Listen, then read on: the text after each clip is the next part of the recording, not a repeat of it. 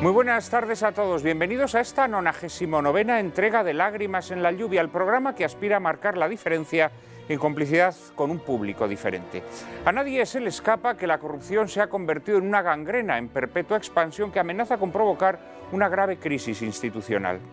No transcurre una semana sin que nos sobresalte un nuevo caso de corrupción política, o dicho de forma menos tópica, como los casos de corrupción se han hecho endémicos, consustanciales a la política española, nuestra capacidad de sobresalto ha ido creando callo, y ya se sabe que donde hay callo se pierde sensibilidad, hasta que la pérdida completa degenera en hartazgo y desapego. Así es como cualquier observador neutral contempla el espectáculo de la corrupción, con una suerte de hartazgo que amenaza con corroer los cimientos mismos de su confianza en las instituciones públicas y en los representantes de la llamada voluntad popular, que hoy más que nunca es una voluntad alicaída y asqueada, y a quienes la representan se les percibe como delincuentes que se la han arrogado. Pero para combatir con eficacia una enfermedad hace falta primero determinar su causa. Ya no basta con la mera depuración de responsabilidades o con sentencias judiciales más o menos rigurosas, que por cierto siempre llegan tarde, mal o nunca. Hace falta una regeneración moral en toda regla. Se nos dice, pero ¿en qué consiste una regeneración moral? En la recuperación de los valores democráticos, nos respondería un moderno, pero ya se sabe que los valores son expresiones cambiantes de la conveniencia. En la restauración de las virtudes públicas, nos respondería un clásico, pero la virtud cuando se convierte en mera disciplina, esto es cuando le falta un principio que le dé sustento y sentido, engendra tedio, como ocurre siempre que dejamos de sentirnos obligados por un mandato supremo que califica la naturaleza moral de nuestras acciones independientemente de sus consecuencias. En nuestra época la naturaleza moral de las acciones la determina el hombre y para formar su juicio se guía por un criterio puramente pragmático. Una acción reprobable es la que causa un daño tangible y cuando ese daño deja de ser tangible la acción deja de ser reprobable. Al corrupto le ocurre que no ve daño tangible en su acción y el daño no tangible que tal acción pueda causar al cuerpo social es demasiado brumoso o abstracto, tanto que ni siquiera puede verse.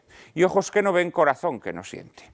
El problema de la corrupción, como por lo demás casi todos los problemas que sacuden a nuestra época, tiene un aspecto poliédrico, pero un fondo de naturaleza moral, en efecto.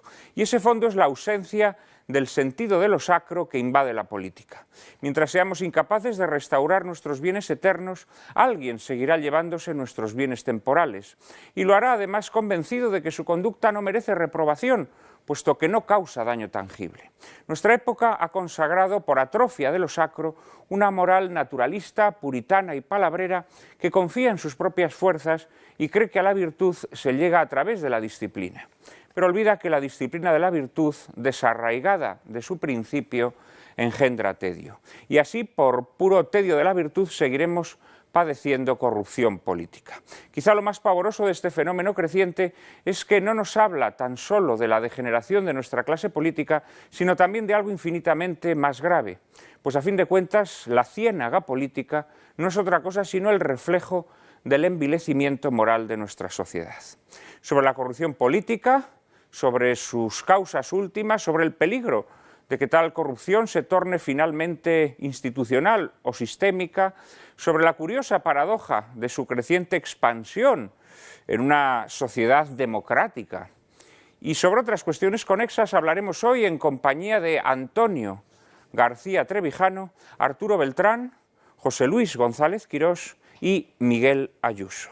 Les prometo un coloquio formidable, pero antes, como siempre, María Cárcava les anticipa la película que lo ilustrará. Muy buenas tardes, Juan Manuel, y muy buenas tardes a todos ustedes. Esta tarde les proponemos que se queden con nosotros para ver una curiosísima cinta italiana que data de 1963 y se titula Las manos sobre la ciudad. Su director, el napolitano Francesco Rosi, máximo representante del cine de denuncia política y autor de obras tan celebradas como Salvatore Giuliano, Cristo se paró en Éboli, Lucky Luciano o Excelentísimos cadáveres, obtuvo con ella el León de Oro en el Festival de Venecia. Rosi se ocupó también de guionizar este trabajo en clave de mordaz y ácida denuncia junto con Raffaele La Capria. El prolífico compositor Piero Piccioni musicalizó a ritmo del más puro cine negro esta cinta que fotografió Gianni Di Benancho. El reparto de las manos sobre la ciudad estará encabezado por el norteamericano Rod Steiger, quien alcanzará la gloria en su profesión gracias a su participación en títulos como La ley del silencio, En el calor de la noche, El león del desierto o Más dura será la caída, entre otras. Steiger dará vida a Eduardo Nótola, un corrupto promotor inmobiliario y a la vez concejal, a quien acompañarán actores habituales del cine italiano de la época como Guido Alberti, Angelo de Alessandro, Salvo Randone y un destacado Carlo Fermariello, que interpreta magníficamente a De Vita, un íntegro concejal comunista infatigable en su denuncia de la corrupción.